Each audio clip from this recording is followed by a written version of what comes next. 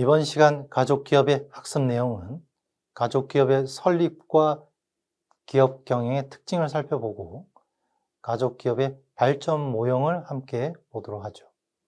이어서 가족기업의 승계와 발전적인 사례 연구를 영상을 통해서 학습하도록 하겠습니다.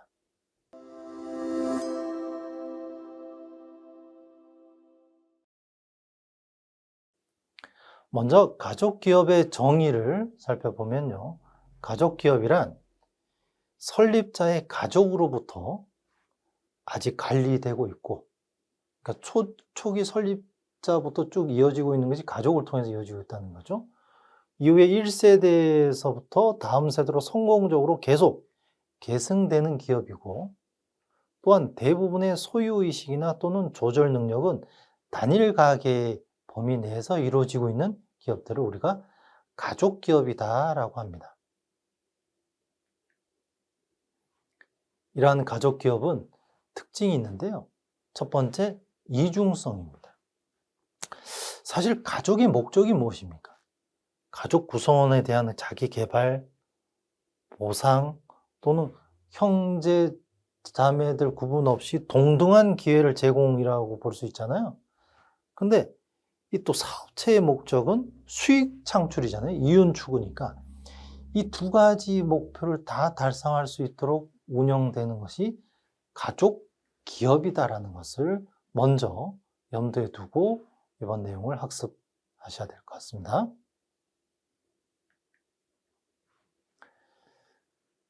가족과 사업에 영향을 주는 의사결정으로서는 가족과 사업에 영향을 주는 의사결정의 의미를 먼저 파악하면 좋겠는데요. 가족은 우리가 자원 중에 대표적인 우수 자원이라고 기업의 정의 효과 또는 부의 효과로 다 미칠 수 있다는 거죠. 그러니까 가족이 플러스가 될 수 있는 것이 반면에 또 반대로 마이너스가 될 수 있는 상황이 될 수도 있다는 거죠. 이게 왜 그러냐면 훌륭한 후대 또 후세 후계자라면 더 플러스 역할을 될 수 있겠지만 또 그렇지 않은 경우에는 이 가족 기업의 마이너스 효과로 결정에 또 곤에 빠질 수 있죠. 그죠? 이런 것들을 가지고 결정을 하는데 가족 기업의 운명이 달려 있다라고 볼 수 있겠습니다. 그래서 가족 기업의 장점과 단점을 하나씩 살펴볼 텐데요. 먼저 가족 기업의 장점으로는 기업에 대한 가치관의 공유는 가족 구성원 간의 끈끈한 결속력이죠. 피는 물보다 진하다 하지 않습니까? 그래서 가족 구성원은 공동의 목표를 가지고 일할 수 있습니다. 사실 일로서 만난 관계에서는 저 사람과의 마찰이나 또 동업을 하다가 마찰이 되면 나 저 사람 안 보고 말아 할 수 있지만 가족은 그럴 수가 없죠, 현실적으로. 그러니까 가족, 피는 물보다 진한 이 관계에서 이 세상 어느 것보다 끈끈한 결속력으로 유지될 수 있는 것이 가장 큰 장점일 수 있겠고요. 단점이라게 되면 구성원 간의 기업 계승, 경영 문제로 갈등이 생길 수도 있다는 거죠. 우리 역사 속에도 있지 않습니까? 여러 조선시대도 보면 왕자의 난, 형제의 갈등, 그죠? 또 우리나라도 그렇지만 해외도 마찬가지인 것 같아요. 그래서 그 기업을 후계를 장자 위주로 한다든지 또 훌륭한 차남이나 또 딸에게도 할 수 있었는데 장남 상속만 한다든지 또는 그렇지 않고 능력 있는 자식한테 하는데 또 형제들의 동의가 없었을 때 이후 그 설립자 사망 이후에 또 불화 등등의 뉴스들 여러분들은 익히 아실 겁니다. 그래서 가족과 기업의 역할이 모호하거나 기업 내에서의 역할 수행에 대한 혼란이 발생될 수 있다는 거죠. 사실 기업을 운영하는 CEO 옆에는 사랑하는 아내와 또 자녀들이 있을 수 있습니다. 근데 그러한 그 경영에 실제 없다 하더라도 같이 매일 맞닥뜨릴 수 있는 이 가족 간의 관계에서 더 상승작용이 될 수도 있지만 그것이 리스크로 부정적인 작용이 될 수도 있기 때문에 이 가족 기업은 그런 것들을 염두에 두고 긍정적인 영향을 듬뿍 발휘할 수 있도록 준비하셔야 되겠다는 것이 이 장의 핵심이 되겠습니다. 그래서 훌륭한 가족 기업으로 운영되기 위해서는 가족 기업이 시스템적으로 움직여줘야 되겠다 제안을 합니다. 그래서 감정적인 이모셔널한 이 감정적 가족 시스템을 조금이나마 레이셔널한 이 합리적인 시스템으로 운영될 수 있도록 그 역할 배분이나 또 그 각종 구성원들의 그 역할에 따르는 책임성도 함께 보여야 돼야 되겠죠. 그래서 이런 것들이 명확히 되지 않으면 후대로 갈수록 이 가족 기업의 역할이 모호해짐으로써 상호 경쟁이 될 수도 있고 안타까움에 빠질 수 있게 되는 거죠. 그래서 이런 가족 기업의 상호 견제와 균형을 위해서 여러 역할적으로 역사 속에서 잘하고 있는 사례들이 많이 있습니다. 그래서 이번 슬라이드를 통해서는 착한 기업이 성공하는 이유로서 가족 기업의 대표적으로 일컬어지는 메디치, 이탈리아의 메디치 가문의 사례를 통해 어떻게 코스트와 메디치 가문들이 연속성을 가지고 후대까지 가족 기업으로서 성공 사례로 일컬어지는 사례를 같이 보도록 하겠습니다. 경영학 첫 수업에서 배운 것입니다. 기업은 이윤을 창출하기 위해 존재한다. 주주들의 이익을 최대화하는 것이 기업의 존재 목적이다. 차가운 말이었습니다. 그런데 위와 다른 목적을 가진 기업들이 나타나고 있습니다. 이익보다 더 높은 가치를 추구하는 따뜻한 기업이 오히려 더 성공하고 있습니다. 그 기업들은 이렇게 말합니다. 세상에 기여하며 더 큰 이익이 돌아온다. 역사를 돌아보면 오래가는 기업과 가문은 이 말을 지켜왔습니다. 성공에는 공격용 무기와 함께 방어용 무기가 필요하기 때문입니다. 메디치 가문은 1400년대 이탈리아 피렌체에서 가장 부유하고 힘이 센 가문이었습니다. 메디치의 공격용 무기는 은행업이었습니다. 환전 수수료를 극대화해서 부를 축적했습니다. 그것만으로 부자가 되었다면 사람들의 비난이 끊이지 않았을 것입니다. 서민들을 착취했다라면서요. 그래서 메디치는 존경심이라는 방어용 무기를 꺼내들었습니다. 메디치 사람들은 대중의 뜻에 거슬리지 않아야 한다는 것을 잘 알았습니다. 말이 아닌 당나귀를 탔고 유럽 최초의 공공도서관을 만들었습니다. 자선 사업을 진행했고 고아원을 후원했으며 예술가를 지원했습니다. 이에 사람들은 메디치 가문을 존경했고 가문은 300년 넘게 피레체를 운영할 수 있었습니다. 사회 기여를 하면 존경을 받을 수 있고 기업은 그 존경심을 바탕으로 성공을 유지할 수 있습니다. 다 아는 이야기입니다. 착한 일 하면 좋죠. 문제는 돈입니다. 착한 일에도 돈이 들어가니까요. 그래서 보통 어떻게든 돈을 벌고 나서 나중에 착한 일을 할 거라고 말합니다. 이에 책 빅프라핏은 말합니다. 돈을 벌고 나서 사회공헌을 하는 것이 아니라 사회공헌을 하면서 더 큰 돈을 벌 수 있다. 책은 사회공헌에는 두 가지 방식이 있다고 말합니다. 카네기 유형과 로젠월드 형이죠. 카네기는 철강 산업으로 세계 제1의 부자가 된 뒤 모든 재산을 기부와 자선에 쏟아부었습니다. 로젠월드는 소매업체 시어스를 운영한 사람입니다. 우편 주문으로 성장한 시어스의 주 고객은 농부였습니다. 하지만 당시 농부들의 소득이 낮았기에 시어스의 매출은 크지 않았습니다. 이에 로젠월드는 농부의 소득을 높이기 위한 교육 프로그램, 지원 프로그램을 만들었습니다. 농부는 소득이 올라갔고 시어스의 매출도 올라갔습니다. 사회적 문제를 해결하면서 나의 수익도 창출하는 것입니다. 오히려 더 큰 수익, 빅프라핏을 얻을 수 있습니다. 저자들은 말합니다. 이익이 피라면 사회공헌은 심장이다. 이익은 우리 몸의 피와 같다. 피가 돌지 않으면 죽듯이 기업 또한 이익이 나지 않으면 죽는다. 하지만 그 피는 심장에서 나오는 건강한 피여야 한다. 기업은 혼자 존재하는 게 아닙니다. 사회가 건강해야 그 안의 기업도 건강할 수 있습니다. 그렇다고 모든 기업이 기부를 해야 한다거나 저소득층을 지원해야 한다는 것이 아닙니다. 사회에 기여하는 방법은 다양합니다. 그중 하나는 이윤을 적당하게 가져가는 것입니다. 기업의 피가 혼탁해지는 것은 무분별하게 이익을 착취하면서부터입니다. 반대로 적정 이윤을 유지하면서 빅프라핏을 얻은 기업이 있습니다. 비용을 낮추기 위해 최선을 다하는 마트, 코스트코입니다. 코스트코는 상품 수를 적게 하여 대량 구매를 하고 가격을 내리고 하나의 카드만 사용 가능하게 해서 신용카드의 수수료를 낮추었습니다. 이를 통해 생긴 이익은 소비자에게 돌아갑니다. 코스트코는 정확히 15%의 마진만을 남기기 때문입니다. 마진율 15%가 고객도 만족하고 기업도 만족하는 최적의 비율이었다고 창업가 신혜갈은 말합니다. 이렇게 낮아진 마진 때문에 오히려 더 많은 사람들이 코스트코를 찾게 되었습니다. 빅프라핏에는 이 외에도 안경 하나를 사면 제3세계 국가의 사람에게 안경 하나를 주는 와비파커, 화장 기수로 흉터를 가리는 시세이도, 2만 원 정수기로 인도에 깨끗한 물을 공급한 타타까지 사회 문제에서 돈 버는 기회를 찾아내 사회를 선도하는 기업들을 소개합니다. 더 큰 수익을 위해 내 주변의 사회 문제에서 기회를 찾아보는 것 어떨까요? 책그림이었습니다. 감사합니다.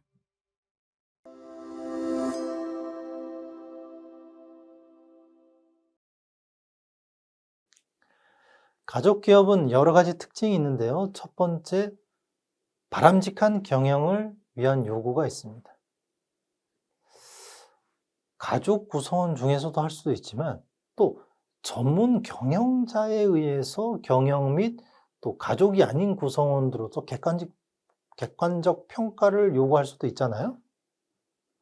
그래서 경영과 함께 승계 계획은 공개적으로 의논이 되어야 할 것입니다. 두 번째, 가족 기업의 종업원들도 가족 구성원과 비가족 구성원 모두를 관리해야 되는 거죠. 소위 패밀리만이 임원을 독차지하고 그렇지 않은 사람들은 임원의 승진에 제한이 있다면 누구도 열심히 하지 않겠죠. 그래서 그런 종업원들 간의 관계 구성도 중요하다. 세 번째, 가족위원회입니다. 이거는 꼭 필수사항은 아닌데 성공적인 가족기업 같은 경우에는 가족기업의 미래에 대한 방향, 정책, 가치 등을 상호 논의를 하고 협의를 통해서 하더란 얘기죠. 그러니까 승계뿐만이 아니라 의사결정도 협의를 통해서 하게 되는 거죠. 혹시라도 있을 수 있는 네 번째, 갈등이 있다면 이 또한 관리를 해줘야 되겠죠. 그래서 감정 시스템인 가족과 합리적인 시스템인 가업으로 이루어진 복합 시스템이기 때문에 갈등 관리가 참 중요합니다. 그러니까 피는 물보다 진하다 해서 끈끈하다 하지만 한번 틀어져서 전혀 부모, 자식, 형제, 자녀 관계에 교류가 없어진다면 또 더할 나위 없이 안타까운 일이 벌어질 수 있죠. 그래서 이러한 갈등 관리를 잘 조절해야 되고, 다섯 번째, 승계 계획과 함께 전략적인 계획을 수립해서 이 잘 되고 있는 가족 기업이라면 승계와 또 기업의 운영이 전략적으로 이전되어야 할 것입니다.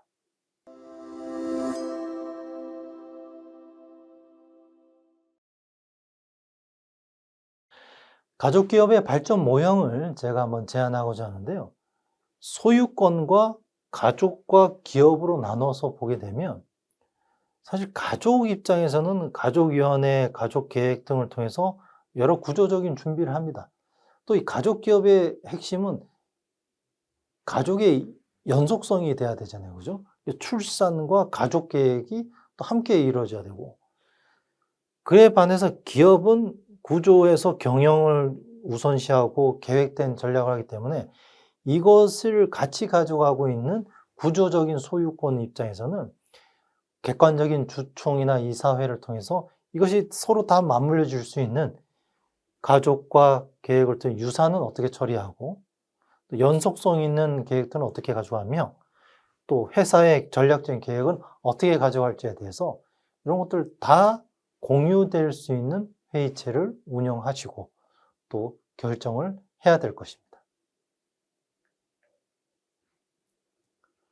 그래서 가족기업의 발전적인 모형을 제안한다면 소유권 차원에서는 소유권 통제로부터 형제 협력, 또 그리고 사촌 컨소시엄의 관계로도 확대를 해야 되는 거죠.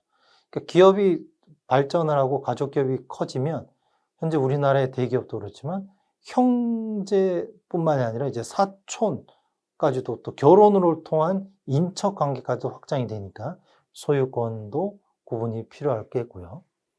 또 결혼을 통한 뿐만 아니라 부모, 자식, 또 어른, 형제들 관계, 처가, 또 가족의 역할을 통해서 개인 상호 간의 역할 또한 중요한 포인트죠. 그렇게 함으로써 기업 차원에서 시간경과에 따른 기업의 성장 발전이 될 수 있도록 이 가족이 기업으로 확장될 수 있도록 원활히 작동이 되는 시스템이 바로 가족기업 모형에서 발굴되겠습니다.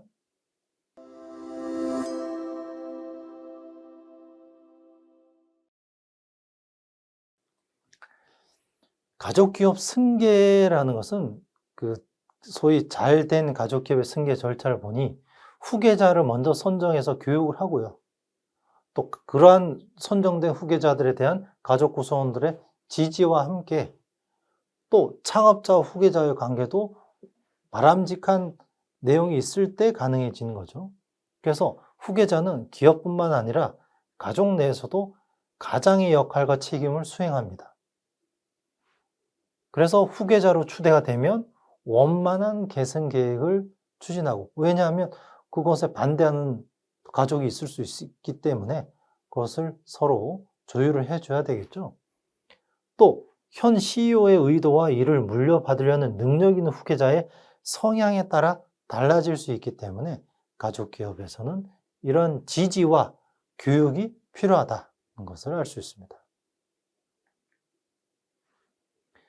이를 통해 효과적인 가족 기업 승계에 영향을 미치는 요인은 다양할 수 있겠지만 크게 한 6가지를 살펴보겠는데요. 첫 번째는 제일 중요한 게 후계자의 능력이겠죠. 능력 있는 후계자를 선발을 하고 또 그런 기업 승계에 사회에서 어느 정도 동의가 있고 절대적인 가족의 지지와 함께 이 후계자가 관계가 친밀해지면서 기업과 가족 시스템도 적절히 원활한 역할 분리가 됨으로써 그와에 대한 역할이 적응이 될 때 효과적인 가족 기업 승계가 이루어질 수 있겠습니다. 그럼 이번 시간에는 후계를 통해서 성공적인 기업으로 이루어지고 있는 북유럽의 한 나라의 승계 후계자들을 살펴보도록 하겠습니다.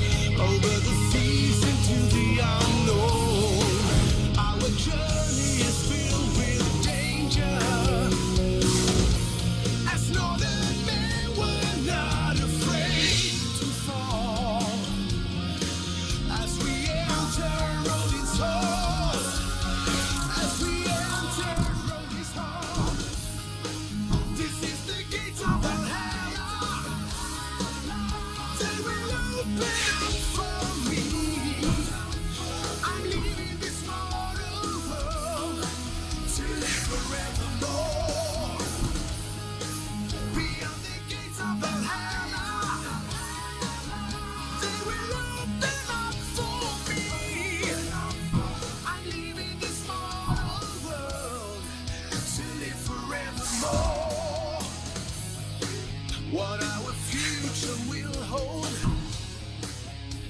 is written in the rules. Our quest to find riches,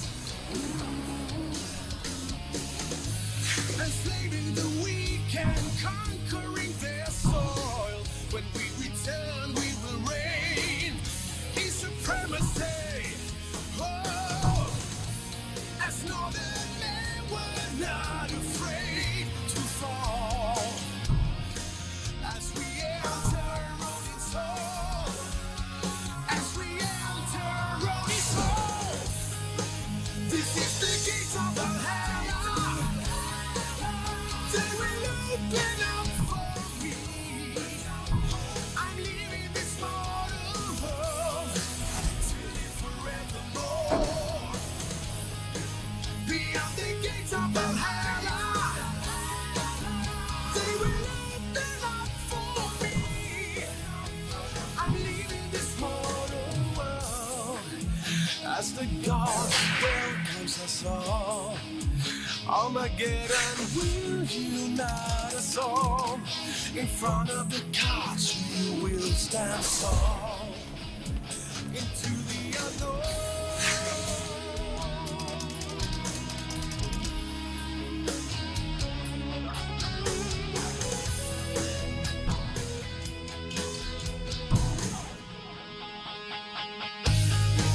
This is the gates of Valhalla. They will open up for me. I'm leaving this mortal world to live forevermore. Beyond the gates of Valhalla, they will open up for me. I'm leaving this mortal world to live forevermore.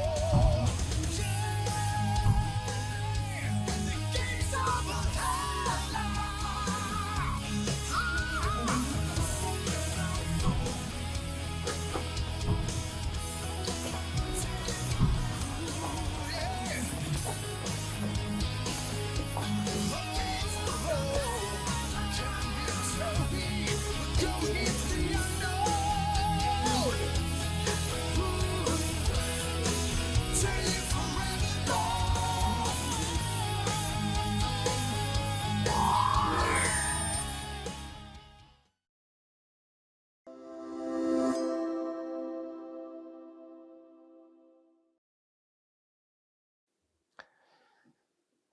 사례 연구를 통해서 여러 가족 기업으로 훌륭한 사례도 있지만 이번 시간에 준비한 내용은 머크라는 기업을 통해서 우리 가족 기업의 성공 사례를 한번 살펴보고자 하는데요. 머크라는 기업은 무려 17세기에 약국으로 시작해서 벌써 13대째 이어지고 있습니다. 그래서 의약품에서 확장해서 화학약품까지 만들고 있는데요. 이 기업의 특징은 기업 주식의 70%는 후손이 가져와서 130명의 가족이 분산 소유를 하고 있는데 30%는 공개 매각을 통해서 외부 자금이 또 해서 7대3을 합니다. 이것을 소유와 경영에 분리를 했다고 하죠. 그래서 지배 구조를 구축하고 가족 기업이 되어 있지만 경영은 현장 전문가를 통해서 하고 있는 기업으로 가족 기업의 우수 사례로 펼쳐지고 있습니다. 어떻게 하고 있는지 실제 사례를 한번 볼까요? 이 머크 그룹의 자녀들은 앞서 살펴봤던 후계자들의 영상에서 본 것처럼 조직에서 어느 정도 인턴십도 수행을 하지만 정식 근무는 하지 않아요. 그리고 체계적이고 엄격한 후계자 교육 프로그램을 운영을 해서 소유는 하지만 경영은 하지 않는 이런 식의 방식을 많이 하고 있죠.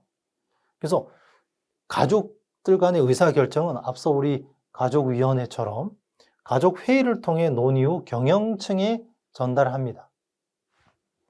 그래서 일반 경영의 의사결정은 전문 경영인들로 구성된 회장단 회의에서 결정을 하고 이런 방식을 통해서 가족 기업으로서의 소유 경영을 분리해서 운영을 잘하고 있다는 거죠.